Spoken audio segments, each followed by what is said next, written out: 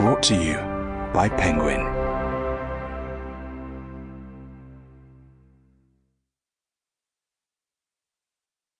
Forever Forward by Ben Hunt, read by Nigel Barden. I would like to dedicate this book to my wife Hayley for her support, encouragement, and for remaining such a positive light in my life. I could not have done any of this without her support. Foreword by Zak Brown. Winning the Formula One Constructors' Championship in 2024 was a dream come true for anyone associated with McLaren. This is our sport's ultimate prize and the very reason we go racing. We want to win titles, not just compete and make up the numbers. My first association with McLaren was when I made it my favourite racing team, which was in 1988. I was an Ayrton Senna fan, and he was winning with Lotus in F1. So when he joined McLaren in 1988 and won his first World Championship, and McLaren became so dominant, that was my first touch point, purely as a fan. I was hooked, and McLaren were the team I supported. The first time I met anyone at McLaren was when I picked up some paddock club passes from Ekram Sami, CEO of McLaren Marketing and a board member at McLaren Technology Group for over 35 years, who left in 2017, in the early 2000s. I didn't make it past the front desk, but I remember looking to the left and seeing the entrance and the walkway with all the cars, and I was like, oh my God, I met McLaren. I first met Ekram because I was starting to get into sponsorships. I remember meeting Ron Dennis, former team principal and CEO of McLaren, and we became very good friends, and got to know former majority shareholder Mansour Ojay, and we started doing business.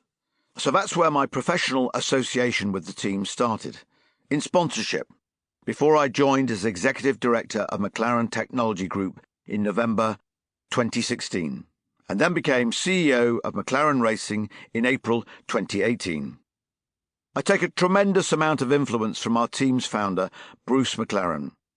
He was a pioneer, a racer, a designer, and produced a road car way back when not many teams did that. So if you look at where McLaren is today, it is the embodiment of what Bruce was trying to achieve back in the late 1960s. Obviously, I never met him, for he died in 1970. But I have asked many people about him, people like Mario Andretti, who raced with him and won in sports cars and the Can-Am series, and McLaren's first F1 world champion, Emerson Fittipaldi, who knew him. They told me he was very humble, an awesome driver, an even better person, and so bringing back the papaya colour he picked for his race cars is a nod to his history in founding the team. The other person who I take a great deal of influence from is Gilles de Ferran, the former Indy 500 champion, who passed away in December 2023 and was my friend. I've always been a fan of proper racers being part of racing teams because they know what success looks like and they know teams work from the inside out. Gilles was wonderful to work with and very close to all of us at McLaren. He was a very humble champion and an awesome racing driver. So we talk and think about him often. His racing helmet has been reproduced on stickers and pin badges. I have a sticker on my phone, and it reminds me every day that he is with us. In terms of influence from my family, my mum was extroverted and sales-oriented. She was a customer-client type of person. So I think I got that side of my character from my mum. And my dad was a single-minded workaholic. He just worked all day. So I think I got my work ethic from him. I have traits of both my mum and dad's personalities in me.